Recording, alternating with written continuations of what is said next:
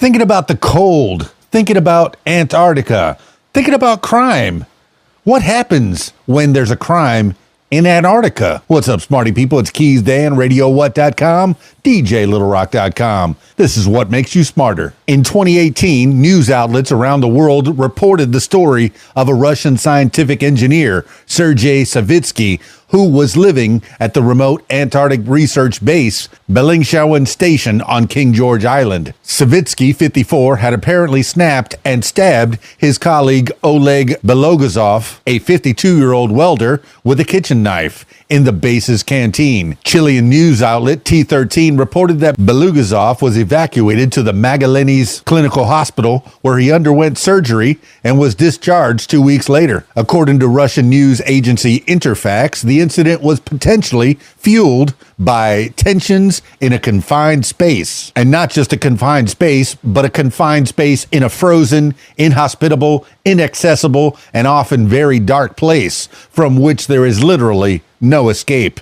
especially in winter when these bases are often entirely cut off for months at a time with no access by sea or air. But what, apart from the extreme conditions, finally tipped Savitsky over the edge, causing him to launch such a brutal attack on his co-worker? UK newspaper The Sun claimed both men were avid readers and would pass the long cold nights by reading books from the base's library. That is, until Savitsky became enraged as Belogazov kept telling his colleague the endings of books before he read them. Sadly, there's no further evidence for Savitsky's motive other than the Sun's unattributed quote, so we may never know whether it's true. But the case raised a number of interesting questions. Is that the first and only recorded instance of a stabbing, violent crime, attempted murder in Antarctica? What other crimes have been perpetrated in the frozen continent? And what happens to those who are accused? Although a number of countries claim sovereignty over parts of Antarctica,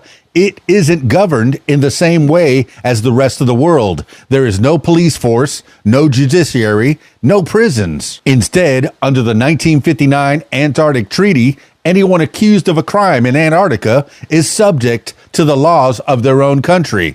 That's all well and good, but how does that work in practice? What happens if, as in Savitsky's case, someone's committed a violent act, but the base is inaccessible and or locked down for the winter, meaning removing them immediately is not possible? Savitsky, it has been reported, gave himself up to the station commander and was then, somewhat bizarrely, forced to live in the base's Russian Orthodox Church for 10 days until they can fly him back to Russia for trial. Canadian Geographic reports a similar case from 1959 at Russia's Vostok Station. It is one of the most isolated bases on the continent, situated well inland at the southern point of cold. That is the place with the lowest natural temperature on Earth, minus 89.2 Celsius or minus 128.6 Fahrenheit. This time, it was apparently an argument over a game of chess that caused one scientist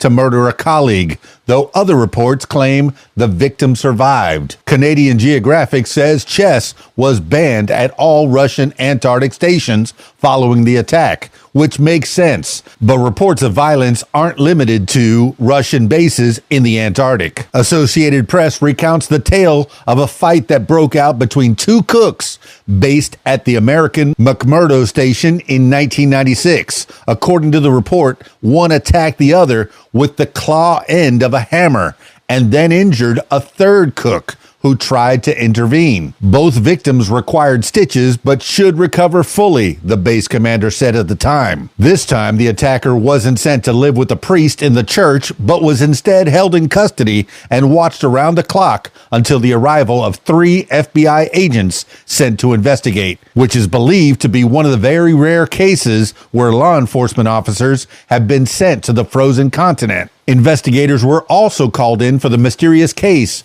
of Rodney Marks. In May of 2000, the 32-year-old Australian astrophysicist was stationed at the Amundsen Scott South Pole Base when he fell ill, 3 times visiting the station doctor suffering from a fever, nausea, and stomach pains. The following day, he was found dead. Marks's body was kept in a freezer for 6 months until the summer arrived and it could be transferred back to Christchurch in New Zealand for an autopsy. The American National Science Foundation, which operates the base, said in a press release Marks had apparently died of natural causes, but the post-mortem results told a different story. Officials were shocked when it was discovered the recently engaged scientist had been poisoned with methanol. The complex nature of Antarctica's administration meant both New Zealand, who claimed the territory where the base is located, and the U.S. launched investigations, but neither have publicly explained the death. Was one of the other 49 people stationed at the base responsible for poisoning Marks?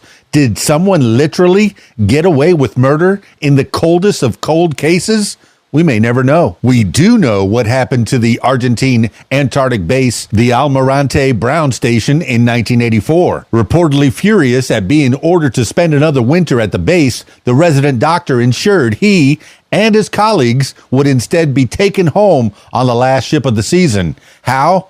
He burned the station down. Not very subtle, but certainly effective. It's perhaps no wonder some of the people based at these remote Antarctic stations snap.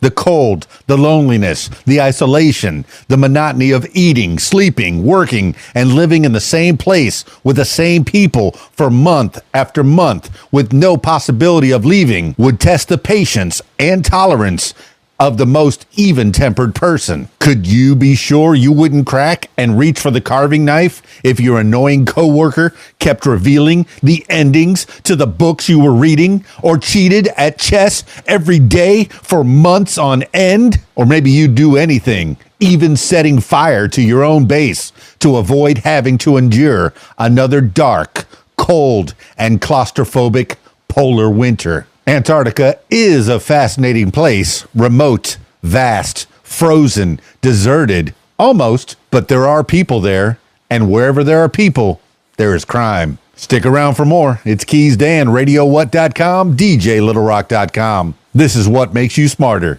Peace. I'm out of here.